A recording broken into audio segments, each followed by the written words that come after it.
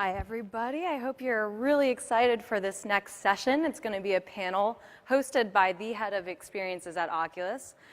We are going to be joined by some incredible creators in the community.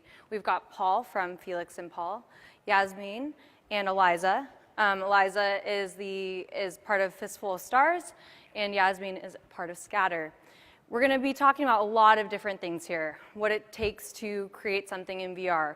What is it like to do something that's beyond just 360 filmmaking, but also live render material. You'll also have a chance to ask some questions at the end, so we're going to have a lot of time for you to actually engage with our panelists.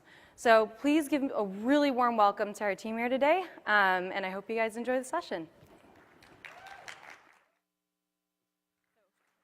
What do we click? Okay.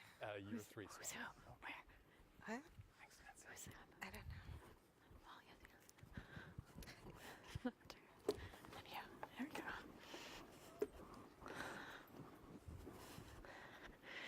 Hi, everyone.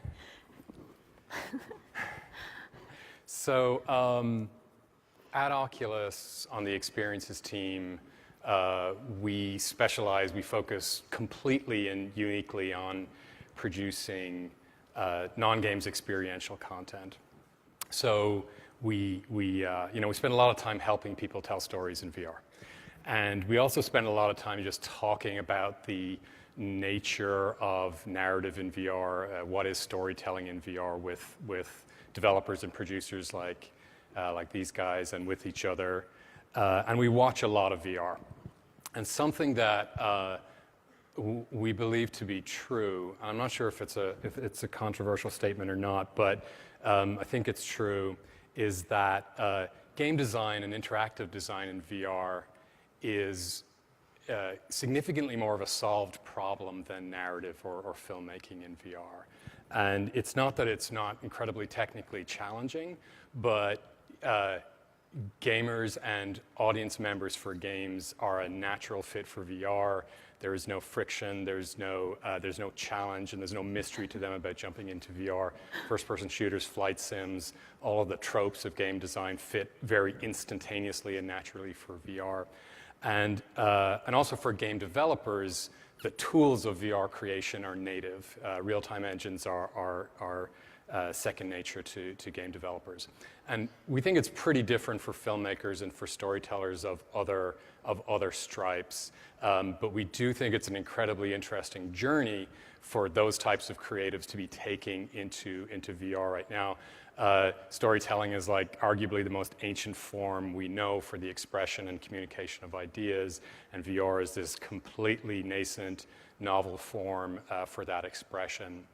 And it's a pretty exciting time for the creation of VR. So what I'd like to do before we jump into questions is have this group, who are a pretty amazing group of people, introduce themselves. But actually, right before I do that, let me just ask the group, who in here has experienced VR, has tried VR, if you don't mind, by show of hands. Yeah, that's about as expected. That's good to know. We've got the right crowd. And second of all, who's made something in VR? We'll discount the first 2 rows of Oculus employees, but that's good to know. That's also a pretty. So we're duly calibrated. That's really good to know. Cool. Okay. So let's go down the line and introduce ourselves. Want to jump in? Yeah. All right. Well, hello, everybody. My name is Yasmin Alayat, and I am a partner and a creative director at a studio called Scatter. And Scatter, our work is, we call ourselves an immersive media studio, and we focus on documentary and nonfiction narratives. And our work, we call it volumetric filmmaking. Essentially, we build these documentaries in game engine environments using our own tools and cameras that volumetrically capture people and place them in the worlds that we construct. And so it's a hybrid approach to VR. Paul. Yeah. All right. So I'm Paul Raphael. I'm a co-founder and a creative director at Felix and Paul Studios. We're a cinematic virtual reality studio. We've been doing stuff since 2013. We started with Strangers and have since done about 20 VR experiences in both fiction and nonfiction. And yeah, this is a photo of our latest piece, UB. It's a 40-minute scripted narrative. And yeah, that's it. Good afternoon, everyone. My name is Eliza McNitt, and I am a writer, director, and creator of films and virtual reality. My VR experience, Fistful of Stars, is an exploration of the cosmos alongside the Hubble telescope, and it takes you on a journey inside of the Orion Nebula as you experience the birth, life, and death of a star. And this first had its world premiere for 6,000 people who did this experience all together, accompanied by a live space opera. So that's a little about me. And are you, full disclosure, are you live streaming right now? I am. I got this and I was so excited. So I am live streaming. Just so we're all aware. Cool. So one of the things, in a panel that Megan Summers hosted yesterday about production and planning for VR, Julia from Tool said something that was characteristically incisive, and I wrote it down, and it was that an artist has to understand the canvas that they're painting on, and sculptors have to understand the properties of clay. And it made me think about, like, if you guys could each talk to us a little bit and talk to the group about your clay, like what is it about, you all have a grounding in somewhat traditional filmmaking, or certainly in imagery, creation of imagery. What is it about the craft in VR that has differed from those more traditional processes? But also, can you just take us through your creative process a little bit from start to finish? Yasmin, if you want to kick us off. Yeah, sure.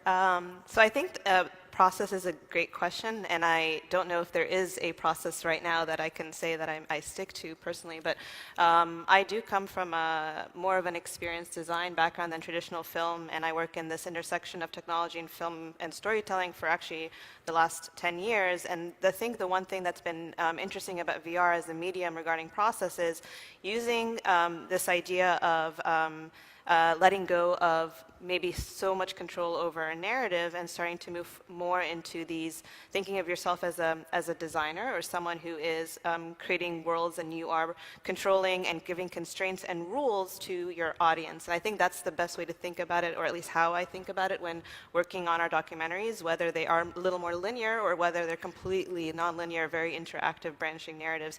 It's always about thinking of world building and rules and the different activation points. And then I think the main thing is thinking of it as a space to invite the audience in, and how they move through this world, and more than it is about creating a narrative. So I think we think about it as spaces that invite people in. So my background originally was in film. I studied film. In fact, I was making films when I was a kid. And then shortly after graduating, that's not true, I quit.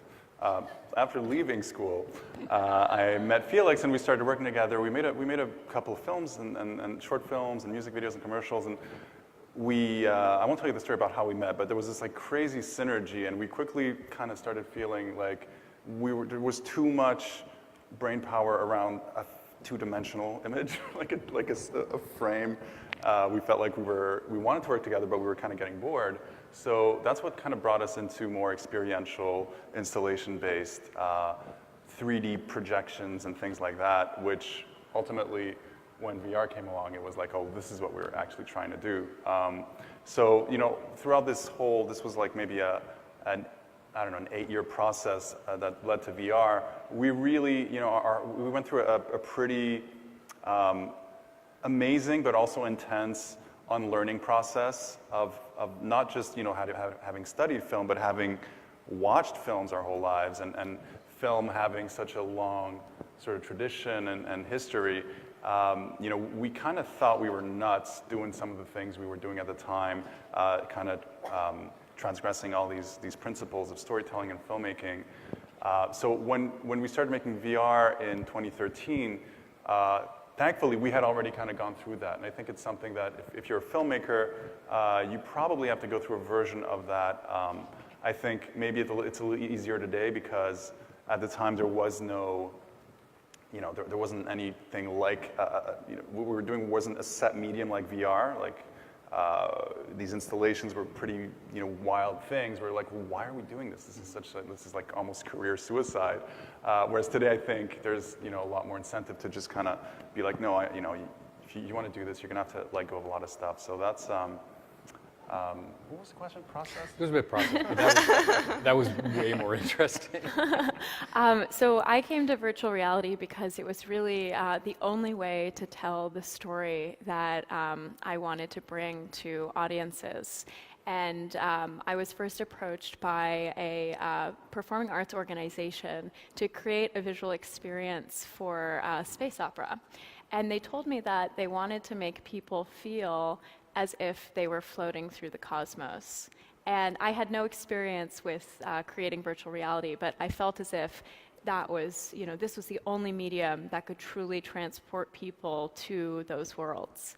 And so I began the process of trying to discover myself how to tell a story through virtual reality, which meant that I snuck into the party for Oculus at Sundance and tried to find Yelena to get into a workshop they were doing at NYU, and got to learn from some of the most exciting creators in the space, like Mike Woods at Framestore and Sashka at Oculus, and truly began to understand that this was such a departure from the language of film, and it was really about creating worlds of discovery and planting Easter eggs for people to find. I think that's something that actually Sashka had told us. And so my process was really deconstructing everything I had known and learned in film school at NYU and sort of throwing that away and relearning everything as a process of discovery. So something you just said, and Yasmin, something you were saying, I'd love for you guys to delve a little deeper into. You talked about the idea of sort of essentially spatial design as your narrative framework. So can you talk a little bit more about that and what it means in your process and how you go about that, and especially something people talk about a lot in VR is the paradox of allowing 6 degrees of freedom to the user, to the audience member, when you're trying to also tell them a story. Like, tell us a little more about spatial design, and Eliza, you mentioned it as well just now. Yeah, of course. Like yourself, actually, Paul, I also come from the spatial, building installations, and I think the one thing when you are working in these types of spatial worlds, you embody the user, the audience member, and it's about telling stories through space experientially.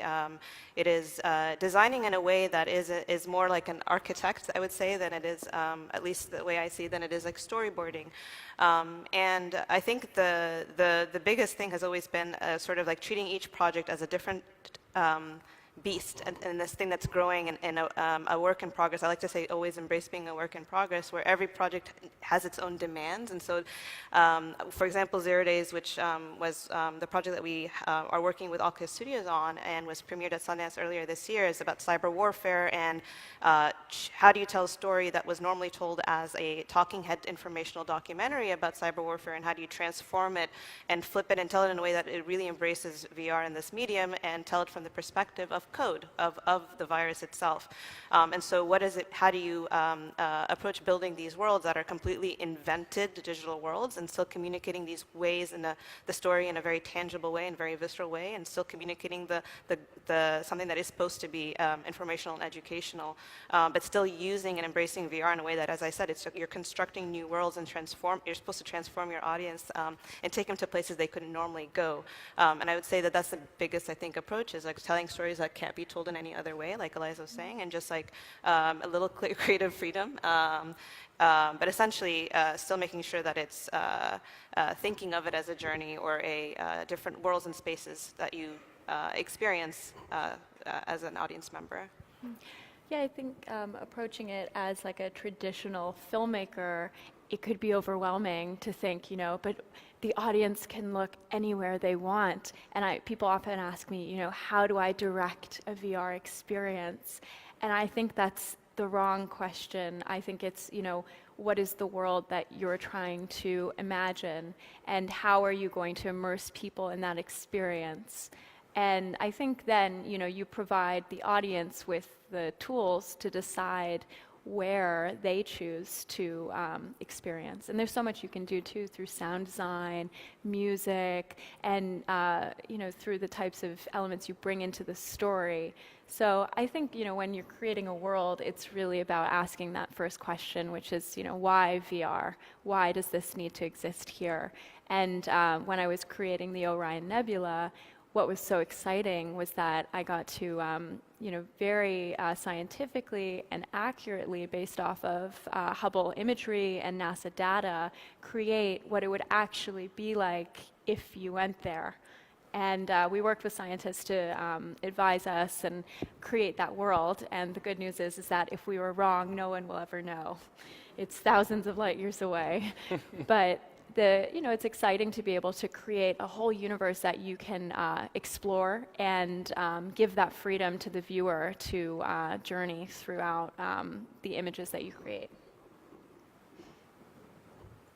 So with that, and I was thinking about your especially Eliza, your scientific and space-themed experiences a little bit, and they're literally universal in their scale, obviously, or massive in their scale. And so much about expressing a narrative in VR is about creating the sense of intimacy, which you've done very successfully, like, despite that challenge of the massive scale. Like, what are the tools at your disposal as storytellers to evoke emotion, whether that's intimacy or fear or longing or whatever it might be? What are those tools at your disposal in the design of your experience? Paul, do you want to take a stab? I say this at almost every panel and every talk I give, so I don't know, sorry if you've heard this before, but it's true, for me at least, for us. The very, very, very first thing we always ask ourselves with any project, and I think that's what really amplifies everything you just listed, whether it's intimacy or empathy or any emotion, really, if anything you can do to emphasize the presence of the viewer in the experience. It's not an automatic thing that just putting on a VR headset or putting a VR camera down somewhere does not automatically create presence. The staging, the framing, the positioning, the context you give to either the actors or the real people that if it's a documentary, of what this camera is and what it represents, will change everything and will really, I think, make or break.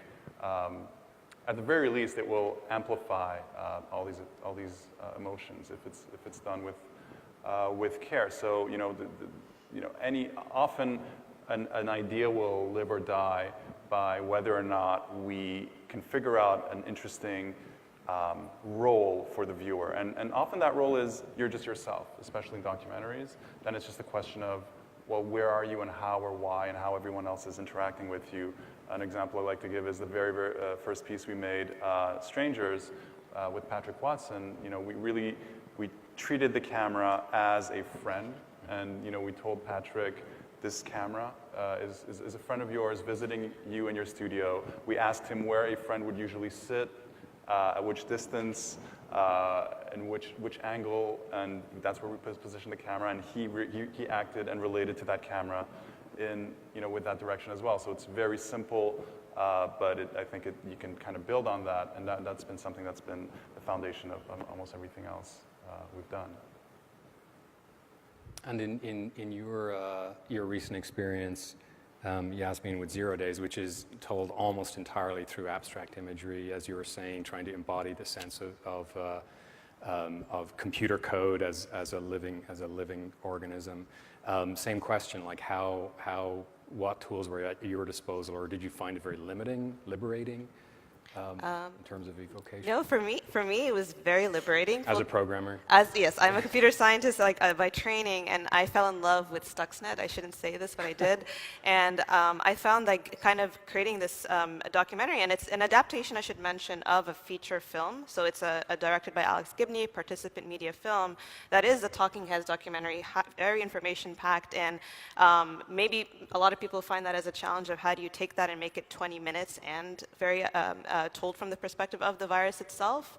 But for me, it felt like, oh, I have all these new tools at my disposal, and we played around with a lot. I should mention, like at Scatter, we're hybrids of artists and technologists, and we believe like you have to, both art and technology have to keep driving each other. And so we used, I think, Unity, a timeline tool that Unity had created for the first time. We have our own tool called DepthKit, which we captured an NSA informant to make her anonymous. She's an amalgamate character that represents all these testimonies, and she helps drive the story. We use things like camera moves that are big no-nos, at least according to the VR rulebook. And it's like kind of what both Paul was referencing. How do you welcome someone into your world, and you can have the world make you feel a certain way, and you can have your camera moves because you are the camera essentially in VR, make you feel nervous or tense, or so I felt like it was like completely liberating. It's almost like too many tools to play with, if that makes sense. Yeah.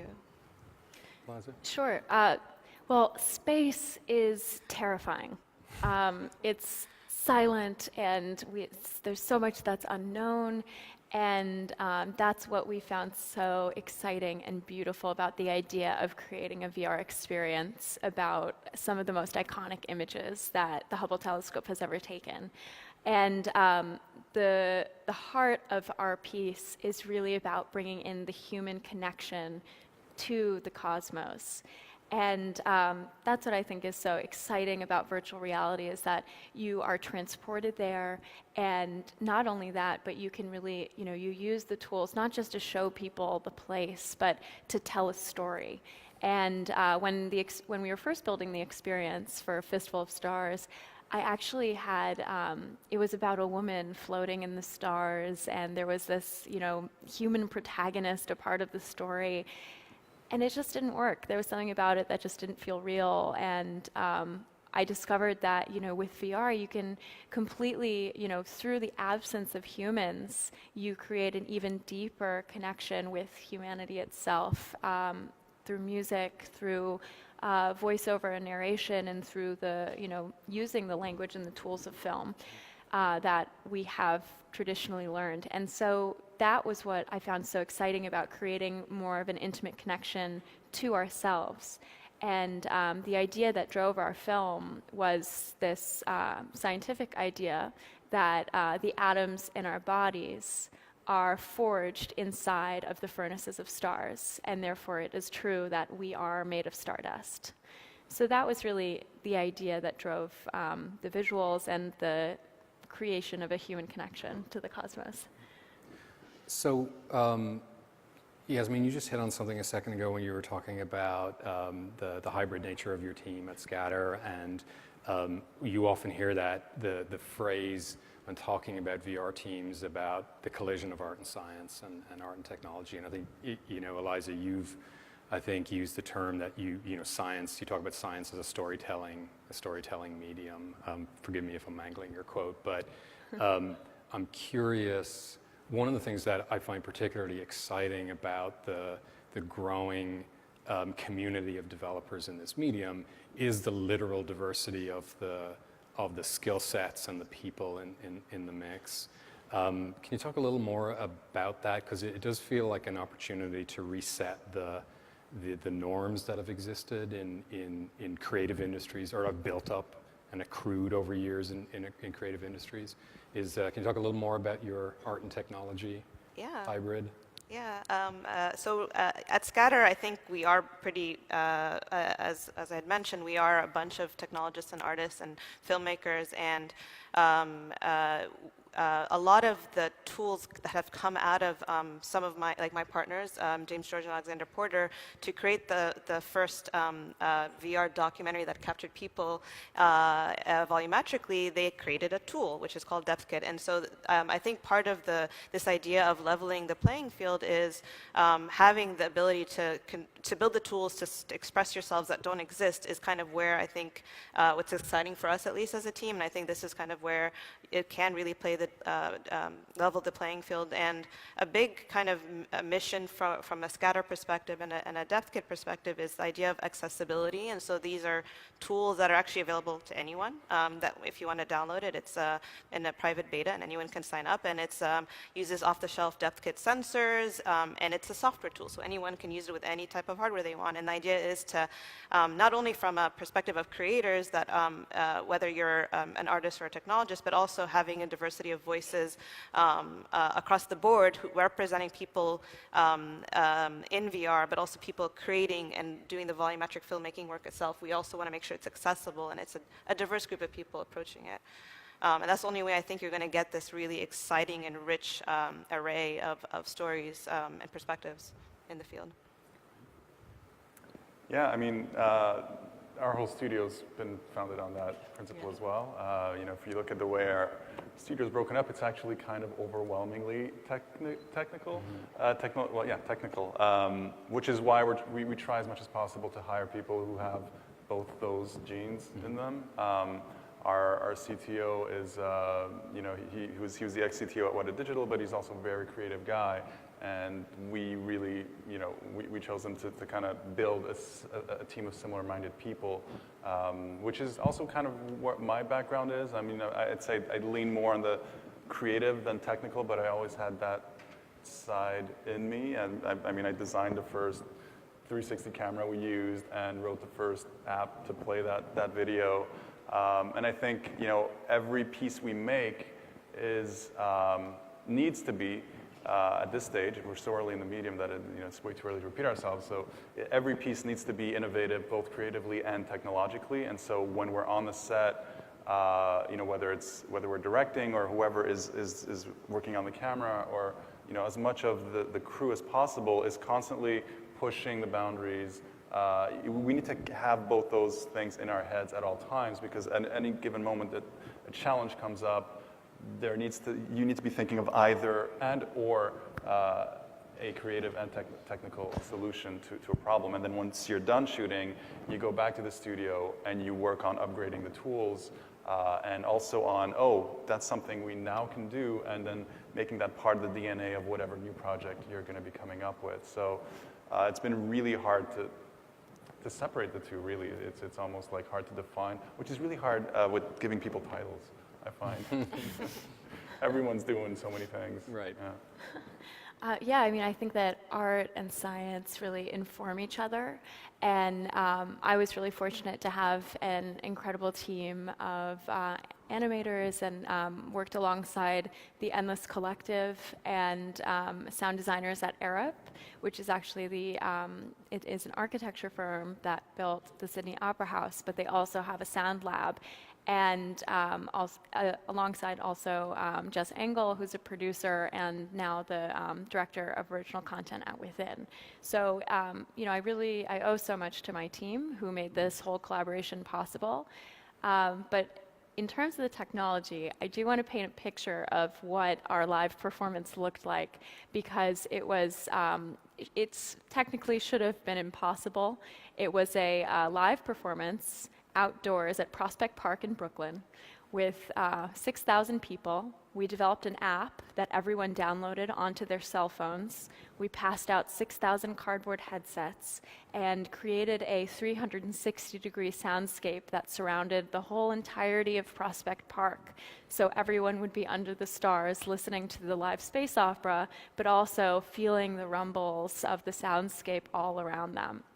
And not only that, we had to unlock a force field of Wi-Fi that was probably the strongest in all of Brooklyn. So when we first had this idea, everybody in the VR community told us that there was too many points of failure for this to be a success. And so I think, that's what this world is that's what's so exciting about this world, is that you are doing things that have probably never been done before, and people will always tell you that they're impossible. But, I think that's what's so exciting about what we're doing. Right.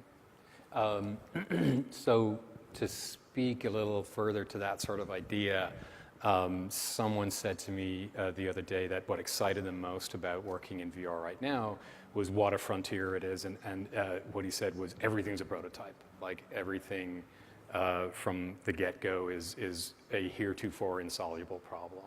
So I'd be curious to know from you guys, first of all, if you agree, but also when you launch into a project and you have a narrative you want to express in the beginning, middle, and end maybe, how much of it is already envisioned in your mind, and how much of it do you rely on the process to create almost as a byproduct? Like how many of the things that end up in your content are happy accidents, and how many are things that you were clear about going in, or is that impossible to quantify?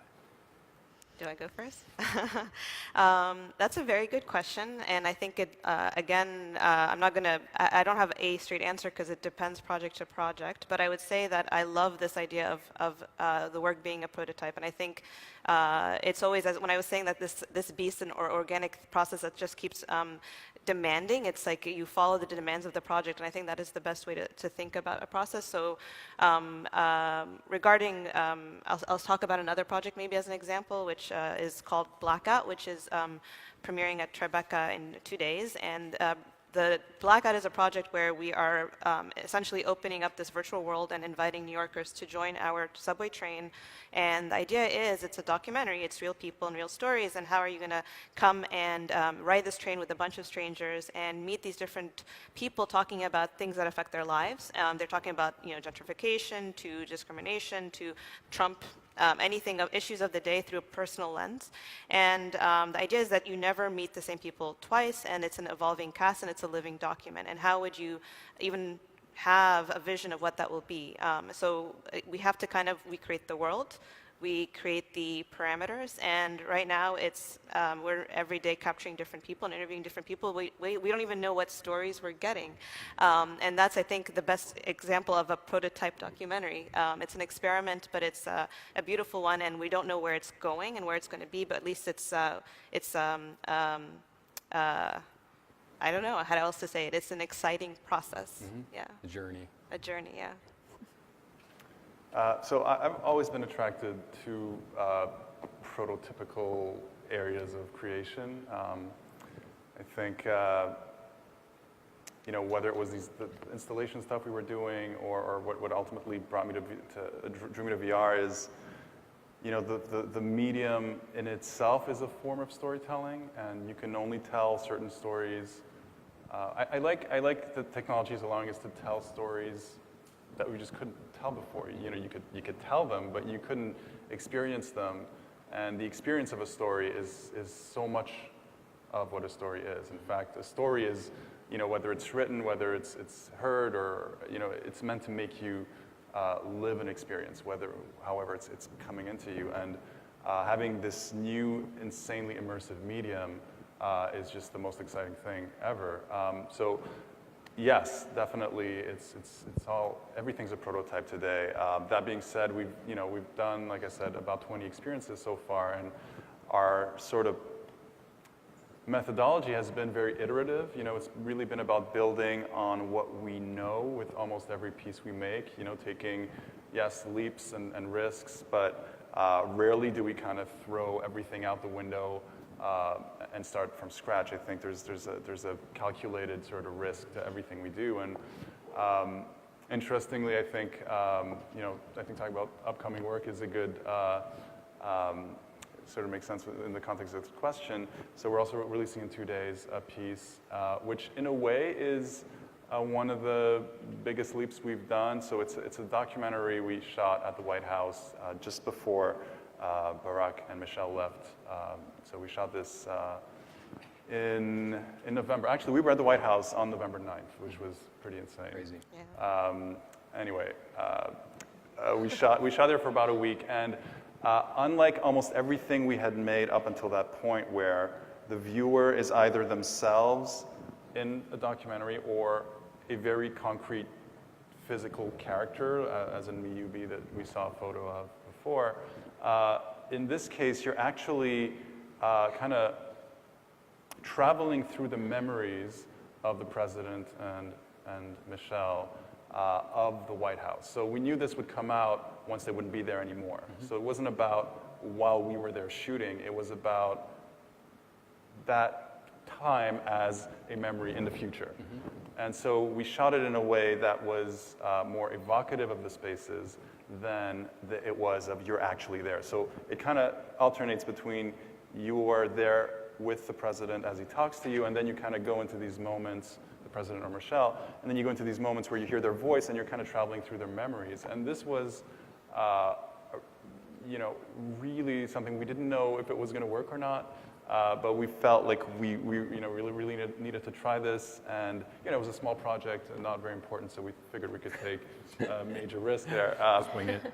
And I think it was one of the most liberating things we've done in the past 3.5 years. We've been doing VR, these floating cameras, and now almost everything else we're developing, we're like, but it's all built on the foundation of things that work. We kind of let go of one major thing that always worked for us, which was this is the viewer, and the viewer's there, and then build around that.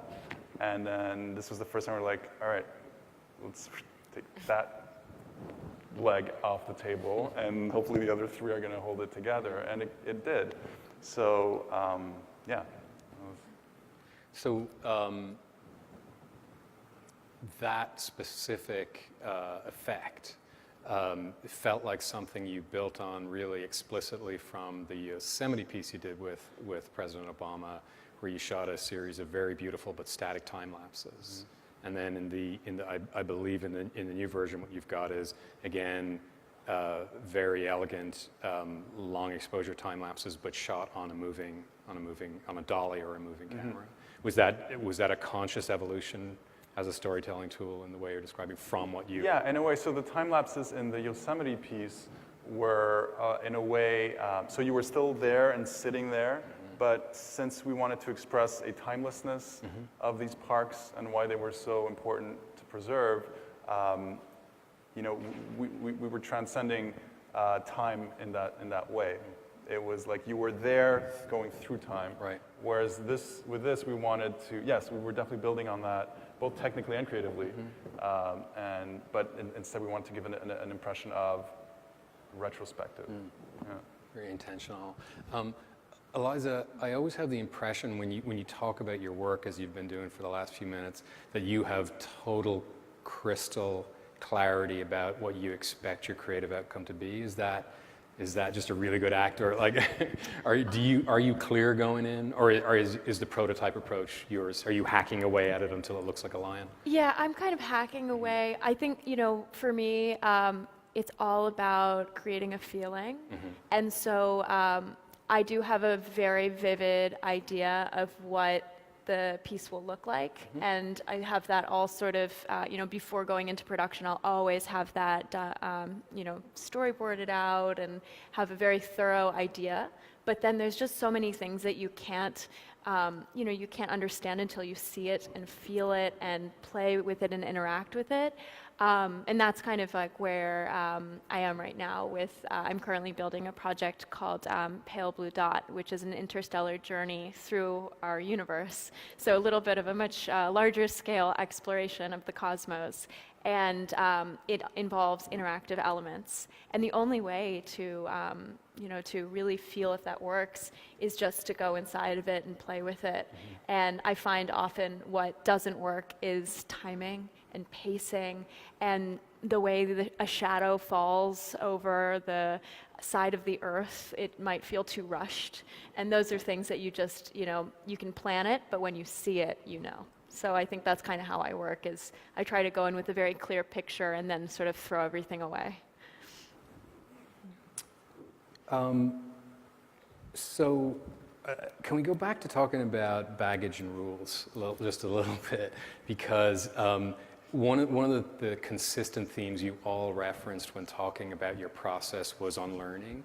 So I'm curious, first of all, about the converse of that, the flip side, because there must be elements to your education and your experience and what you brought with you that is important and valuable and additive to what you do.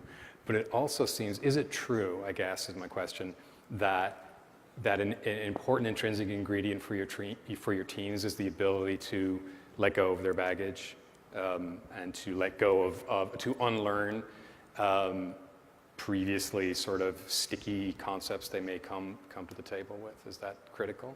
Absolutely.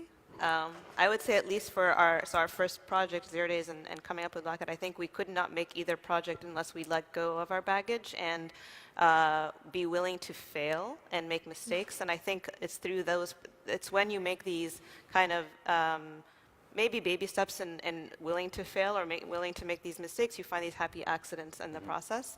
And I think there is no other way. We're not standing on years of design practice or any type of learning. So I think the only way you can really push the boundaries is if you are willing to unlearn and learn new things and make the mistakes and share these mistakes. And I would like to think of it as controlled chaos. There's something really beautiful about it being so immature of a medium, but also so much space to explore and learn from your colleagues and people working in the space right now. Let me switch tacks just a little bit because I realize we'd like to leave a little bit of time for questions, but I do have, relating back to, Eliza, your point about the presentation of your content and this massive, risky scale you undertook with your 6,000 person same screening. I'm curious on a more sort of granular level, Paul, maybe you can answer this first of all, because I think you've had some experience. Storytelling in 360 in the news feed versus in the headset and the more deeply immersive medium. How's it differed for you, and have you modulated the content based on the platform? Yeah, so I think the best example of that was the LeBron James piece we did about a year ago. So it was in VR, it was a 13-minute experience, and you asked us, you were just coming out with Facebook 360 at the time, and you guys asked us to create a 360 video, and at first we resisted because we're like, no, we made a VR. This is VR. It's like pure. But then we thought about it, and we're like, okay, no, there is a way to modulate this, and really what kind of clinched it for us was it was a lot of stuff we'd shot that we hadn't put in the VR experience because it didn't work. And we're like, well, maybe this is a chance to get some of this stuff, to give some of this stuff a second life, or a first life. So we ended up making two versions of the piece. One was the 13-minute VR piece, and the other was a mini-series of 5-minute to 2-minute episodes where the rhythm was completely different. There were, the story was different. It was still about LeBron James and his training, but the whole curve was different. Like I said, there were some new shots that were not in the original piece. And so we really, out of the same footage, created kind of two very distinct experiences. That being said, we've also released some pieces verbatim the same way in VR and in online. And I think that's going to be the case probably of the White House piece. And I think sometimes the gap is not as big. And I think in the case of the White House project, there's, it's such a, so much of the experience is not cerebral, but it's kind of an internal kind of mental space that I think that was strong enough to kind of transcend the specificity of the medium. So we actually released a teaser of the piece. Well, and it wasn't a teaser, it was kind of a preview. It was pretty long, it was about 8 minutes earlier this year. And I thought it worked pretty well. So sometimes you don't need to do too much. Sometimes it's pretty similar, sometimes it's a completely different beast. If I were going to make something that were specifically for 360 video, it'd probably be very different. But I think there is enough overlap. And you know what? I think it's a necessary tool today when you have a couple orders of magnitude more people on Facebook than in VR. And for a lot of, in the case of the White House, that was a clincher for them to even want to make this piece. And they're like, oh, so yes, we're going to make this amazing, immersive experience in VR, but there's also going to be a version of this that is going to be accessible to everyone. To the people, yeah. Exactly, and so that made the project possible to begin with. So I think it's a very interesting medium, and it's actually going on right now, right here. My phone is on fire. Oh, It's okay. so hot. Did you stop it? Yeah. All right, we have a few minutes left, and let's take a couple of questions in a minute. Let me ask you guys to answer one more question, though. What dragons have you guys yet to slay? Like, what are you most excited about tackling in VR that you haven't tackled yet? Oh gosh. This is not for me. I am really, really, really excited about for me, it's easier to work with the Rift and the Oculus, and I'm very excited about platforms like Facebook, actually. And I feel that hearing from you right now, Paul, and this idea that you actually, while in the when you're designing an Oculus experience, you can have control over everything. And with Facebook, I feel like, oh, there's a lot of different parameters that are completely unknown, and how do you even tell a story that way? And I think this is actually the dragon we're trying to slay right now. With the 0 Days, what is the version that is going to reach all these people, this huge wide reach? And as I said, like, accessibility is the most exciting thing. So how do you translate these experiences where you have all this immersive control onto platforms like Facebook for such a wide audience? And I think that's one thing I'm very excited about. Okay. Yeah. Two things for me. One of them is, why I respect what you two are doing so much is, I have a very hard time the transition I went through from film to 360 3D video. I feel I need to do that again for positional. I feel like going from a frame to a 360 image where you still control where you are, to even losing that is a huge leap in terms of the type of experience I'm used to creating. So definitely spending a lot of time thinking about that and trying to figure that out as best as I can. And the other is, in every experience that we've made, we've defined the viewer, as I said, and if it wasn't so much defining who the viewer is physically, such as in the White House piece where we kind of went a little more into an inner space, I still feel like that's something that needs to be transcended ultimately, because you can't keep doing that, it seems. Maybe you can. We're certainly trying to do that as much as we can in every project we do, but there's an inherent there seems to be a limit to that, and then as much as I think we have needed to unlearn cinematic camera for VR, where the camera's just a camera and it's just framing things.